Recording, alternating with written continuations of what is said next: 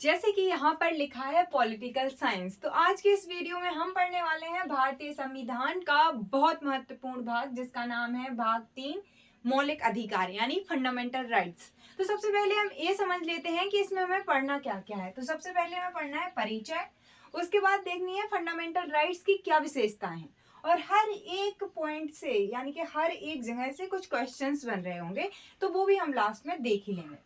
तो सबसे पहले हम परिचय पढ़ेंगे, परिचय पढ़ने के बाद विशेषताएं देख लेंगे कि किसके लिए हैं और मतलब कि इनकी प्रकृति कैसी है, सकारात्मक है, नकारात्मक है, वाद्य योग हैं या नहीं। फिर हम पढ़ेंगे अनुच्छेद। अनुच्छेद एक एक अनुच्छेद जो इस भाग में रखा गया है 12 से लेके 35 तक का, तो एक एक आर्टिकल को हम ओपन करेंगे और उसके जितने भी प्रावधान हैं उनको पढ़ेंगे, और उसके बाद में हम अपवाद पढ़ लेंगे। इसके बाद भाग 3 के अलावा कुछ फंडामेंटल राइट्स हैं तो उन पे हम चर्चा कर लेंगे, और फंडामेंटल राइट्स की फिर आलोचना की गई है। यहाँ अनुच्छेद पढ़ते हुए ही एक टॉपिक आएगा रिट का, बट वो क्योंकि आर्टिकल ही है 32, तो उसको भी हम बहुत अच्छे से समझ लेंगे। इसके बाद में कभी भी रिट्स में प्रॉब्लम नहीं आएंगी, ये मेरी श्योरिटी है। आलोचना करने के बाद हमें महत्व भी बताने पड़ेंगे फंडामेंटल राइट्स के, और फिर हम कुछ क्वेश्चंस और फैक्ट्स और एमसीक्यूज देख लेंगे ताकि जल्दी से क्विक रिवीजन हो सके क्वेश्चंस एग्जाम के पॉइंट ऑफ व्यू से। फिर हम निष्कर्ष पे चलेंगे। लेकिन यहाँ पे एक बहुत इंपॉर्टेंट बात ये है कि जब भी हमने फंडामेंटल राइट्स इससे पहले भी पढ़े हैं, लेकिन हमें क्यों वो याद नहीं रहते हैं, तो ये सारी प्रॉब्लम को सॉल्व करने के लिए ही मैंने बनाया हुआ है। हम सडनली कहीं से भी कुछ भी पिकअप करते हैं दिमाग में, तो दिमाग में एक फॉर्मेटिंग नहीं हो पाती है। यहाँ पे काम आएगा, तो मैं अभी नहीं बता रही हूँ, ये सब मैं लास्ट में बताऊंगी, पहले मैं समझा रही हूँ। तो आ जाइए, पहले ओपन कर लेते हैं पहला फीचर जिसका नाम है परिचय। अब परिचय में आप क्या कहोगे? किसी को आपको बताना है कि भारतीय संविधान के मौलिक अधिकार क्या हैं, तो कैसे बताओगे? हम सभी ये जानते हैं कि मौलिक अधिकार हमारे लिए कितने जरूरी हैं। अगर हमारा संविधान हमें सबसे जो एक नागरिक होने के कारण हमें सबसे ज्यादा पावर देता है वो है मौलिक अधिकार। तो पहली बात कि ये जो भाग है 3, ये फंडामेंटल राइट्स जो है भाग 3 में रखे गए हैं। आर्टिकल है इनके लिए 12 से लेके 35 तक। लिए कहाँ से है हमने फंडामेंटल राइट्स? कहीं ना कहीं से तो हम कोई ना कोई चीज लेते हैं, तो इसका स्रोत जो है वो है यूएसए। यूएसए से हमने फंडामेंटल राइट्स का कॉन्सेप्ट लिया है। फिर आएगा दिमाग में क्वेश्चन कि ये फंडामेंटल राइट जो है, ये इनमें जो वर्ड आया है मूल अधिकार या मौलिक अधिकार, तो ये मूल क्यों है? तो मूल इसलिए है क्योंकि सुप्रीम कोर्ट गारंटी देता है इनकी, ठीक है, इस वजह से हम इन्हें मूल कह देते हैं। क्या अभी तक फंडामेंटल राइट्स में संशोधन हुआ है? हाँ, बिल्कुल हुआ है। कब हुआ है संशोधन? तो संशोधन हम देखेंगे कई बार हुआ है, बहुत बार हुआ है, लेकिन हाँ ये है कि फंडामेंटल राइट्स में संशोधन किया जा सकता है, बिल्कुल किया जा सकता है। इसके रिगार्डिंग 3 केस हम देखेंगे जब हम अंदर जाके पढ़ रहे होंगे। क्यों पहले नहीं किया जाता था? पहले तो अलाउ था कि हाँ कर लो फंडामेंटल राइट्स में संशोधन, लेकिन बीच में एक केस आया और उसके बाद से चीजें बदल गई। कहा जाने लगा कि फंडामेंटल राइट्स में संशोधन नहीं किया जा सकता है। फिर आया बेसिक स्ट्रक्चर यानी कि मूल ढांचा, और इस अवधारणा हमने बता दिया कि नहीं, हम फंडामेंटल राइट्स में क्या, हम कहीं पे भी संविधान में संशोधन कर सकते हैं, लेकिन जो संविधान की मूल संरचना है उससे छेड़छाड़ नहीं होनी चाहिए। तो ये चीज है, तो हाँ संशोधन तो संभव है।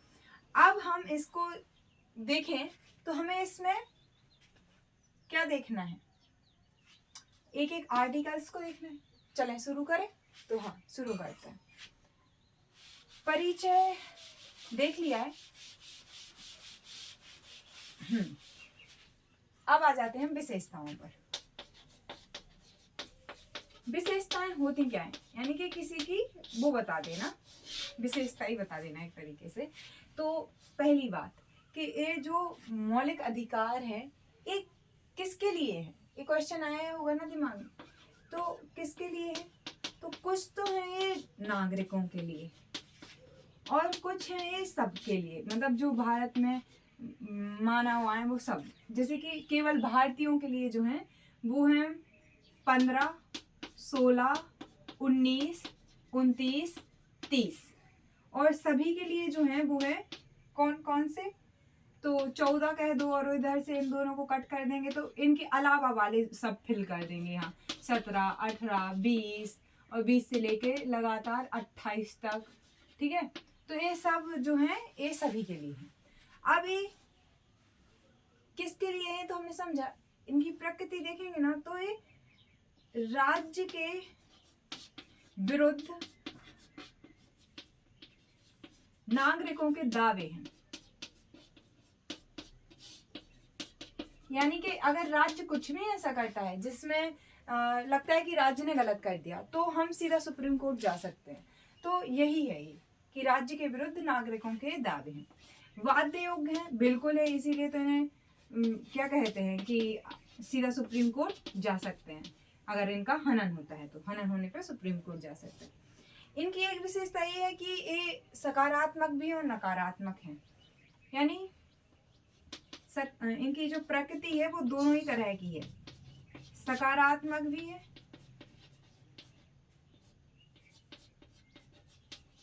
और नकारात्मक भी है। कहीं कहीं ये कहते हैं कि हाँ तुम ये कर लो, तुम ये वो कर लो, लेकिन कहीं कहीं पे रोकते हैं कि तुम ये मत कर लेना, तुम वो मत कर लेना।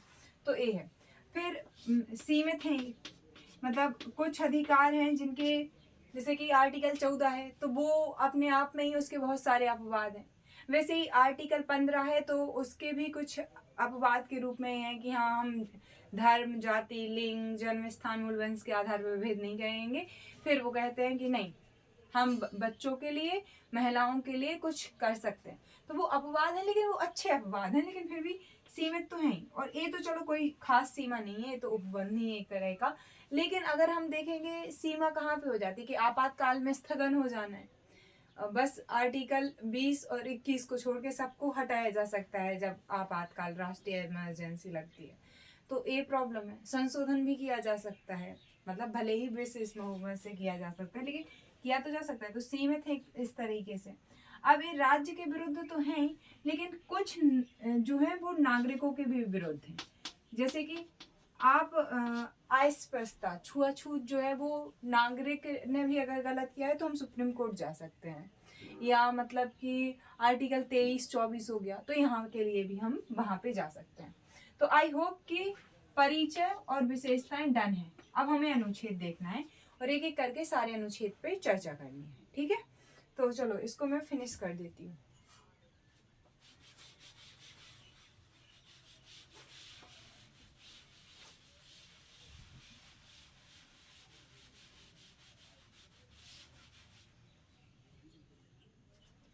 आ जाते हैं अनुच्छेदों पे।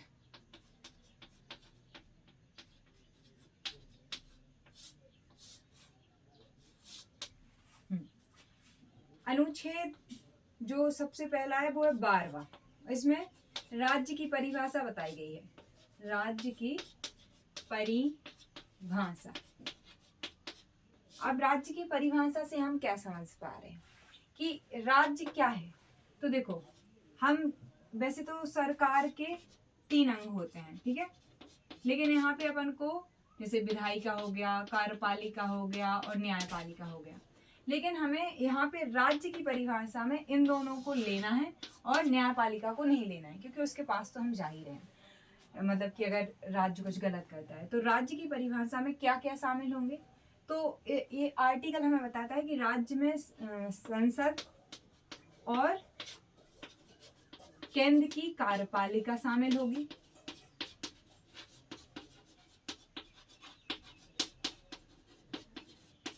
ठीक है, राज्य की जो विधानमंडल है और कार्यपालिका है, विधानमंडल एवं कार्यपालिका, ये भी इसमें शामिल होगी।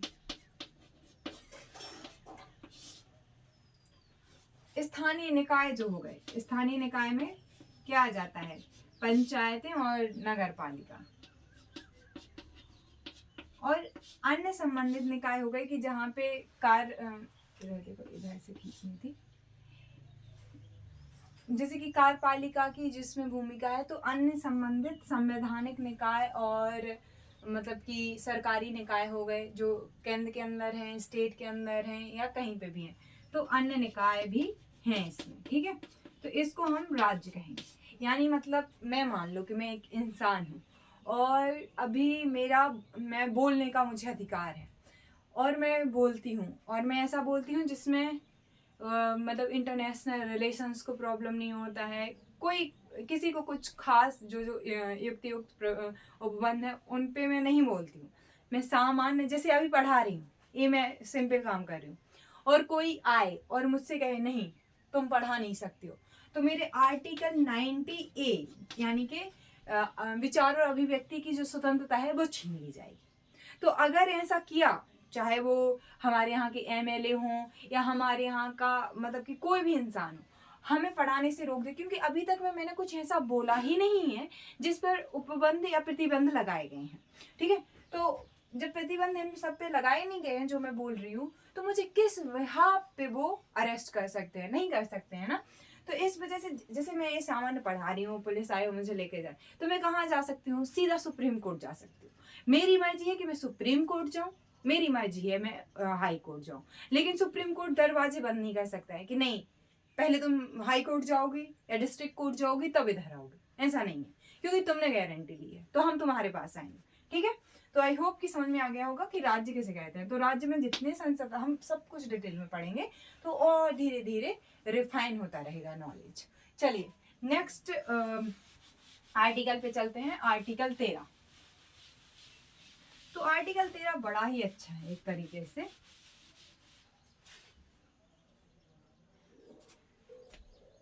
आर्टिकल 13 क्या कहता है कि ऐसी विधियां या ऐसे कानून जो आपने बनाए और मौलिक अधिकारों से असंगत हैं तो वो शून्य हो जाएंगे, ठीक है।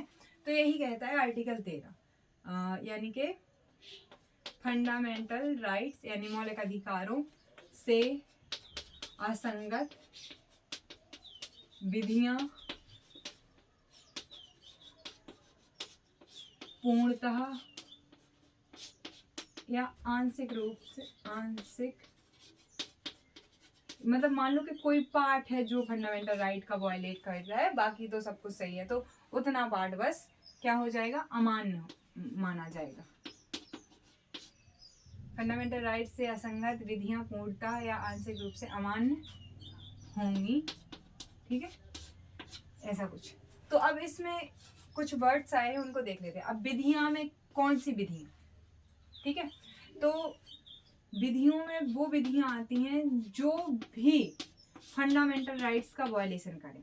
अब कौन सी विधियां हो सकती हैं? यानी संसद के कानून हो सकते हैं कि संसद, लोकसभा, राज्यसभा और राष्ट्रपति ने बना दिया, तो संसद की अधिनियम हो सकते हैं, नियम हो सकते हैं, या कार्यपालिका जो नियम पारित कर देती है वो हो सकते हैं, अध्यादेश हो सकते हैं, ऐसे ही राज्य के विधानमंडल के कानून हो सकते हैं, और जो कार्यकारी ऑर्डर से ऐसे ही बना दिए जाते हैं वो हो सकते हैं। तो किसी भी तरीके से अगर फंडामेंटल राइट्स यानी कि जो मौलिक अधिकार हैं उनसे असंगत होती है कोई भी कानून या विधि, तो वो क्या हो जाएगी? अमान्य हो जाएगी, ठीक है। अब हम आगे चलते हैं और आर्टिकल 14 समझते हैं।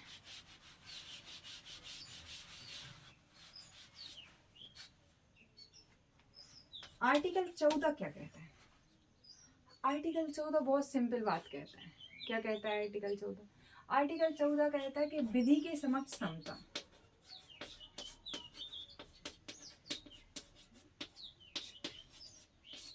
समता और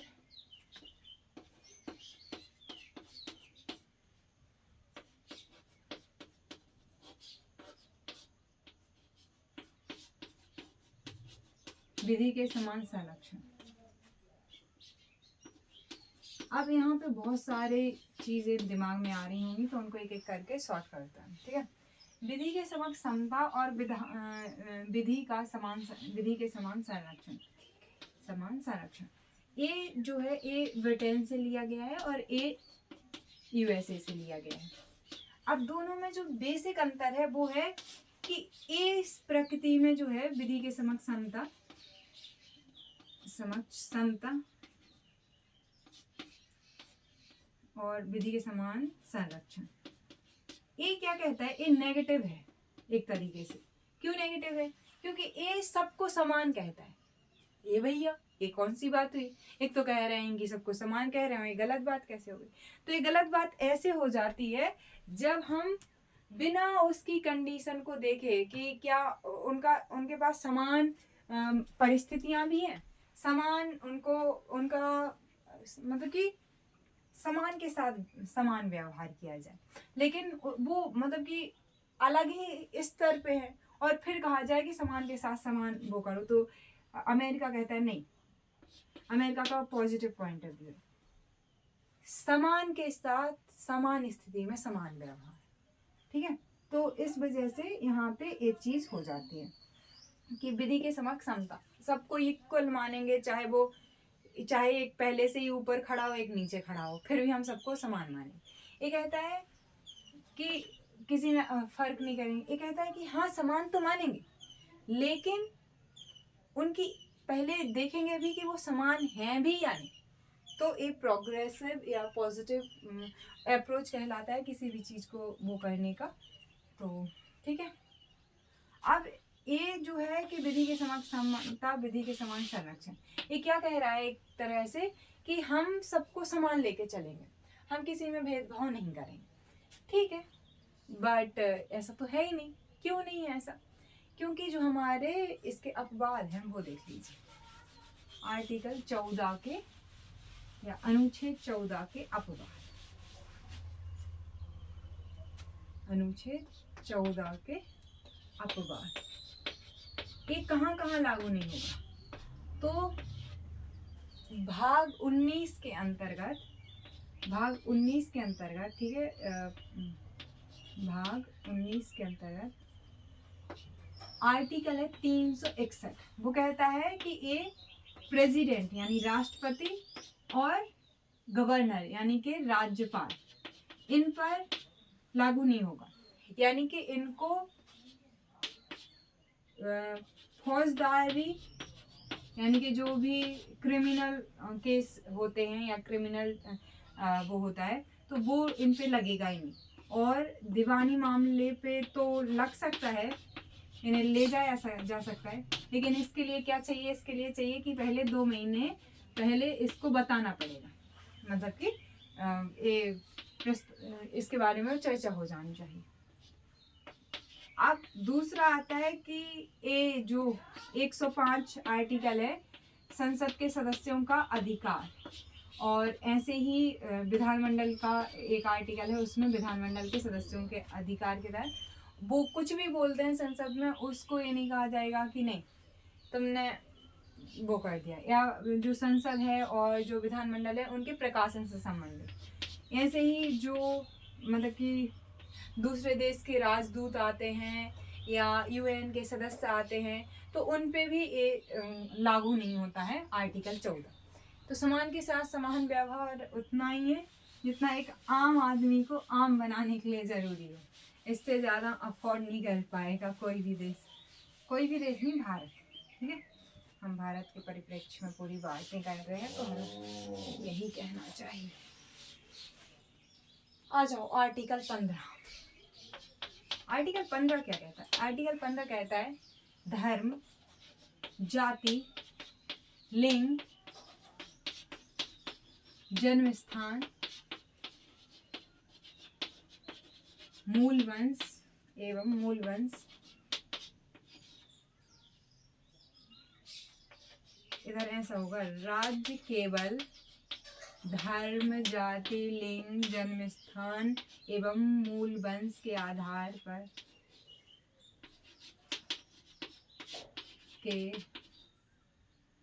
राज्य केवल धर्म, जाति, लिंग, जन्म स्थान एवं मूल वंश के आधार पर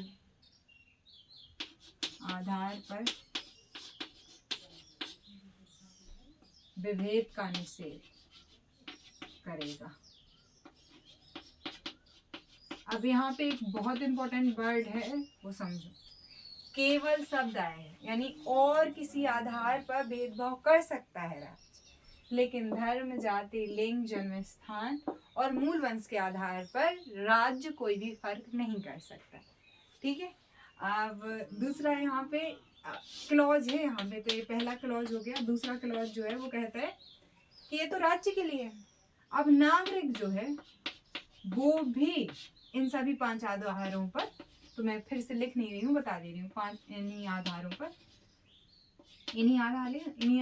पर विभेद नहीं कर सकता है। कहाँ? सार्वजनिक स्थानों पर। अब सार्वजनिक स्थान पहले के जमाने में क्या होता था कि इस कुएं से पानी सरकारी कुआं है या मतलब कि सार्वजनिक कुआं है, लेकिन कुछ जातियों को पानी पीने दिया जाता था, या तालाबों को या सड़क को यूज़ नहीं करने दिया जाता था। उनके लिए एक अलग सड़क होती थी, दूसरों के लिए सवर्णों के लिए अलग।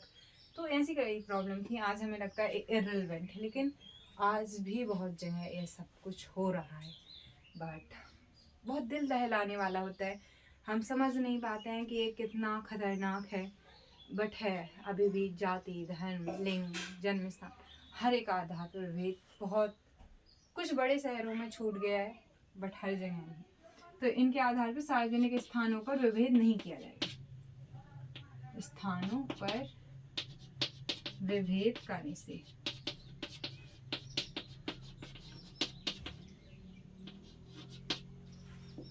यहाँ पे राज्य है, यहाँ नागरिक है, कंफ्यूज मत होना। तीसरा, ये तो सही लग रहा था, फिर कहा गया नहीं, अगर राज्य क्या करता है बच्चों के लिए और महिलाओं के लिए, राज्य बच्चों और महिलाओं के लिए विशेष उपबंध बना सकता है या उसे बनाने से रोका नहीं जाएगा। ये 3 क्लॉज तो आई होप समझ में आ गए होंगे। फिर हम रिवाइज भी करते चलेंगे, थोड़ा सा रुकें।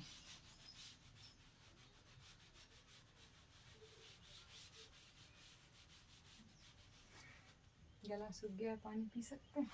पी सकते हैं। हाँ, तो हम क्या कह रहे थे? हम कह रहे थे 15 का क्लॉज 4 बताने वाले थे। हमने पहले क्लॉज में हम एक बार रिकॉल कर लेते हैं, फिर आगे देखते हैं। 15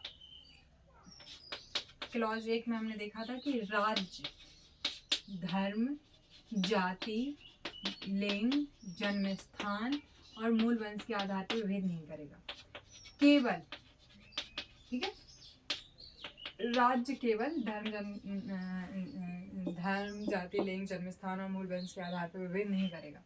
फिर हमने देखा था क्लॉज 2 में कि नागरिक नहीं करेगा, ठीक है, इन्हीं के आधार पे, कहाँ पे? सार्वजनिक स्थानों पर।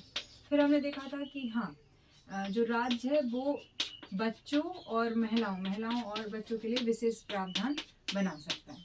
फिर अब आर्टिकल वो 15 का क्लॉज 4 जो है वो कहता है, क्या कहता है? कौन बताओ? ये कहता है कि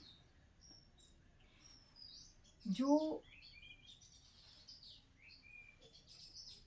ये है ना, राज्य है ना, राज्य SC मतलब कि कुछ पिछड़े वर्गों को, जिसमें SC, ST, OBC आते हैं, तो सीधा यही मैं लिख रही हूँ, बाकी आप लिख रहे हो।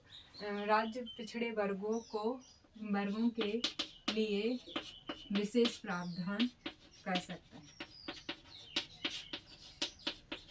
ये मूल संविधान में नहीं था, इसको पहले संविधान संशोधन अधिनियम 1991 में जोड़ा गया, first amendment, constitution amendment act 1951। फिर जो 5वां आया क्लॉज वो था कि राज्य जो है, अब प्रावधान तो करने के लिए कह दिया था, तो राज्य इन्हीं वर्गों को, मैं मतलब फिर से नहीं लिख रही हूँ, तो ये लिख रही हूँ कि इन्हीं वर्गों को शैक्षणिक संस्थानों में प्रवेश, तो प्रवेश का जो शुल्क है वो कर देगा। तो ये था 93वां संविधान संशोधन अधिनियम। तो मैंने बताया था ना कि संशोधन हुए हैं, तो अलग अलग टाइम पे बहुत सारे संशोधन हुए हैं, इसलिए मैंने वहाँ पे नहीं बताया था। तो 93वां संविधान संशोधन अधिनियम 1993, ठीक है। और आर्टिकल जो 6 है ये तो सबको याद ही होगा,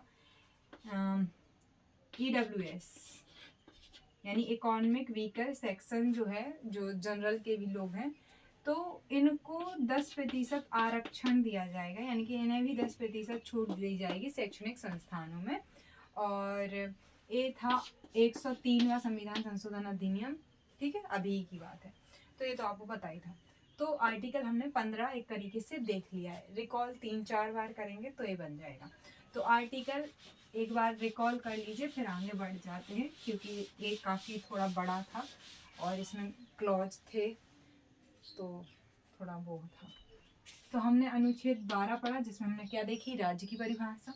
अनुच्छेद 13 देखा कि अगर फंडामेंटल राइट्स से संगत नहीं है कोई कानून तो वो खराब हो जाए, खराब माना जाएगा।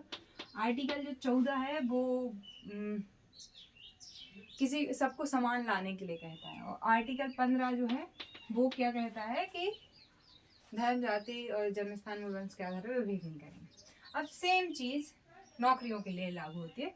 तो आर्टिकल 16 जो कहता है राज्य जो है वो रोजगार और नियुक्ति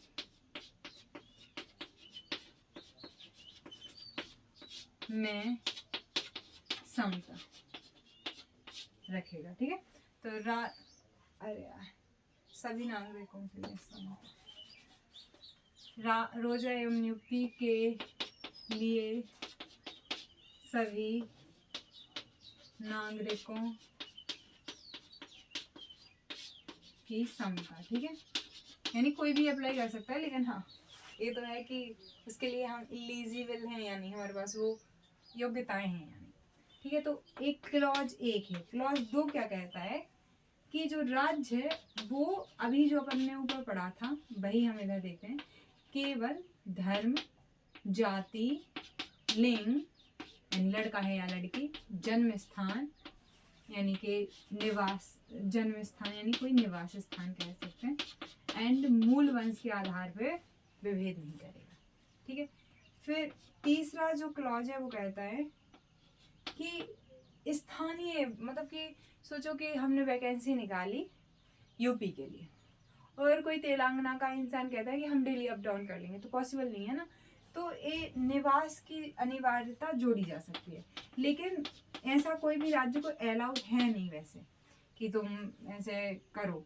लेकिन आंध्र प्रदेश ने और तेलंगाना ने ऐसा कुछ किया था, बाकी उतना अंदर तक जाने की ज़रूरत नहीं है। अगर एक एक आर्टिकल को और डिटेल में जाने की कोशिश लगेगी तो इन फ्यूचर देख लेंगे। बाकी इतना ही समझो कि हाँ, निवास की अनिवार्यता जोड़ी जा सकती है, क्लॉज 3 कहता है। क्लॉज 4 क्या कहता है कि पिछड़े वर्गों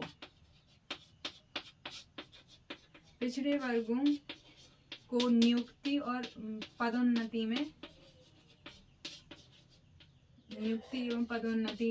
के लिए कुछ प्रावधान है, ठीक है, का प्रावधान मतलब उनका प्रतिनिधित्व उतना नहीं है तो दे देंगे, लेकिन यहाँ पे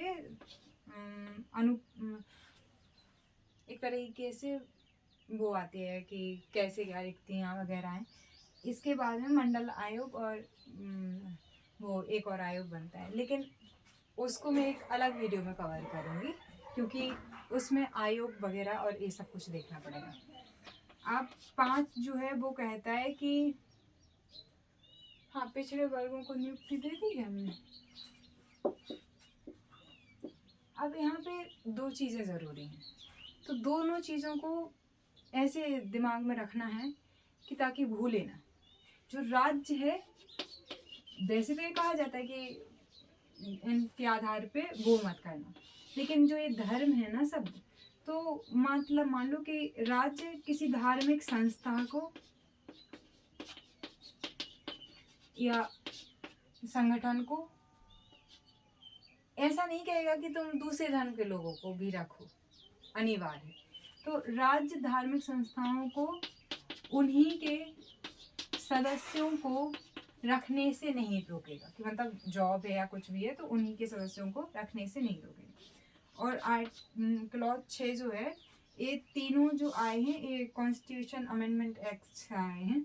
EWS को नियुक्ति में 10% का आरक्षण।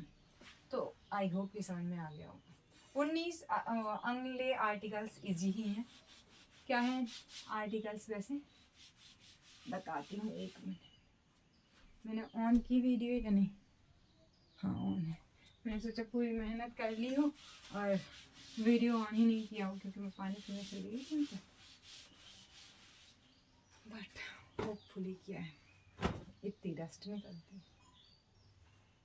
हाँ, तो आर्टिकल 17 कहता है उपाधि अस्पष्टता का अस्पष्टता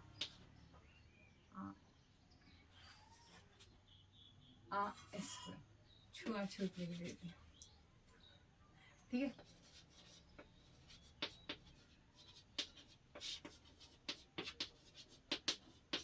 अब यहाँ पे समझो, छुआछूत या अस्पष्टता जो है, ये ना तो इस आर्टिकल में 17 में और ना ही वो एक एक्ट बना है इसके लिए, उसमें परिभाषित नहीं है।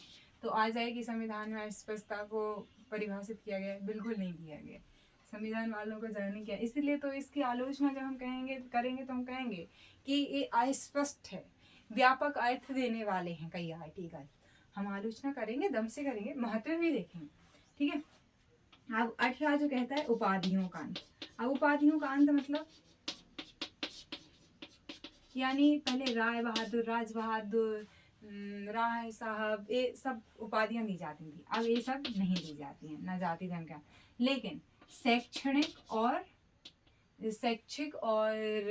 सैन्य जो हैं वो उपाधियां दी जाती हैं, वो एक तरह से, क्योंकि वो शिक्षा से संबंधित है। और दूसरा जो पुरस्कार है ना, जैसे कि कौन से पुरस्कार हो गए कि पद्म भूषण, विभूषण और पद्मश्री, तो ये एक तरीके से वो नहीं है, पुरस्कार हैं, उपाधियां नहीं है। उनको लेके आप वो नहीं कर सकते हो वैसा दावा, ठीक है। और यहाँ पे क्या है कि भारत का कोई व्यक्ति है, वो बाहर काम कर रहा है भारत के बिहाफ पे, तो वो वहाँ के किसी इंसान से उपाधि ग्रहण नहीं कर सकता है कि शायद तेंदुलकर सर को या किसी को बाहर के किसी ने सर की उपाधि देने की कोशिश की थी, या हॉकी के जादूगर मेजर ध्यानचंद को तो हिटलर ने उपाधि देने की कोशिश की थी कि हम सर की उपाधि देना चाहते हैं, तो उन्होंने ग्रहण नहीं की थी। तो दूसरे देश जाके आप ऐसा नहीं कर सकते। अगर आप करते हो, मतलब लेना भी है, तो पहले राष्ट्रपति की अनुमति लेनी पड़ेगी। या भारत के बिहाफ पे कोई विदेशी भी काम करता है भारत में या भारत के लिए बाहर, तो दूसरे देश से कुछ भी पुरस्कार या ऐसा कुछ लेने से पहले बताना पड़ेगा। तो ये सब चीज़ें हैं। तो आज की हमने वीडियो में क्या देखा, क्योंकि ये पूरा वीडियो बहुत लंबा हो जाएगा अगर मैं पूरी ये चीज़ें आज मैं कवर करूँगी, है ना। तो धीरे धीरे मना धीरे धीरे सब हो। आर्टिकल 15 की बात कर चुके हैं, 16, 17, 18 की बात कर चुके हैं। तो हमने परिचय में ये देखा था कि आर्टिकल मतलब कि काफ़ी चीज़ें देख ली थी। वहाँ पे जो मूल संविधान था, उसमें मूल संविधान में 7 अनुच्छेद थे, वो 7 मौलिक अधिकार थे, फंडामेंटल राइट्स। कौन कौन से? एक था समानता का अधिकार, जो है आर्टिकल 14 से लेके 18 तक, और ये आज हम कंप्लीट कर चुके हैं, ठीक है। इसमें हमने क्या क्या देखा? पहले राज्य की परिभाषा और असंगत विधियां देख ली थी, लेकिन वो समानता के अधिकार में नहीं रखा गया, ठीक है। Right to equality. अब फिर हमने इधर देखा था, मतलब 14 का देख ले, तो 14 में अपन ने क्या देखा था कि विधि के समक्ष समता, विधि के समान संरक्षण। आर्टिकल 15 में देखा था विधि मतलब कि धर्म, जाति, लिंग, जन्म स्थान के आधार पर विभेद का निषेध। आर्टिकल 16 में देखा था लोक नियोजन में समता, ठीक है। फिर आर्टिकल 17 में देखा था छुआछूत का अंत। आर्टिकल 18 में देखा था उपाधियों का अंत। इतना बोल के सब निकल जाते हैं, तो ये हो गया है अपना। फिर इसके बाद में हमें देखना है स्वतंत्रता का अधिकार, यानी राइट टू फ्रीडम। ये 19 से लेके 22 तक चलेगा, 19, 20, 21, 22। अगली वीडियो उसी के नाम है, ठीक है। फिर जो थर्ड आएगा अपना, उसमें रहेगा कि शोषण के विरुद्ध अधिकार।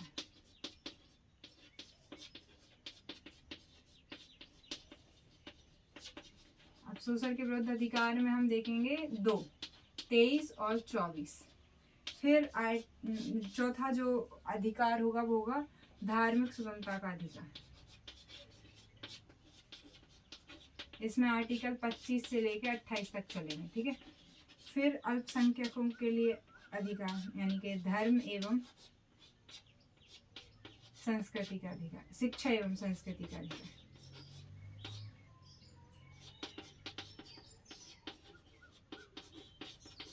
फिर जो छठा होगा वो होगा, इधर से तो लिखना स्टार्ट करती हूँ, ऊपर से लिख देती, संवैधानिक उपचारों का अधिकार। यहाँ पे 29 और 30 होगा है। और संवैधानिक उपचारों का अधिकार ये होगा आर्टिकल 32, ठीक है। अभी एक चीज और बची हुई है बीच में, वो था संपत्ति का अधिकार, आर्टिकल 31। अब इसको अबॉलिश कर दिया गया है, मतलब निरस्त कर दिया गया है। तो जब लास्ट निष्कर्ष पे चल रहे होंगे, रिवाइज कर रहे होंगे, तो इन सब पे फिर से बात कर लेंगे। मैंने इसको पहले इसलिए नहीं बताया था कि ताकि मैं ऊपर से पढ़ाने से पहले अंदर जाके और इसको कवर कर दूँ। तो आज हमने समता का अधिकार देख लिया। वीडियो कैसी लगी है बता देना, कोई क्वेश्चन डाउट हो तो बोल देना। मिलते हैं नेक्स्ट वीडियो में। हम पॉलिटिकल साइंस की इससे पहले सीरीज़ में भाग कंप्लीट कर चुके हैं, अनुसूचियाँ और जो भी नॉर्मल चीज़ें होती हैं। फिर भाग प्रस्तावना भाग 1 भाग 2 समझा था, भाग 3 अभी चल रहा है। ऐसे ही पूरे भाग लेके चलेंगे। थैंक यू सो मच, मिलते हैं नेक्स्ट वीडियो।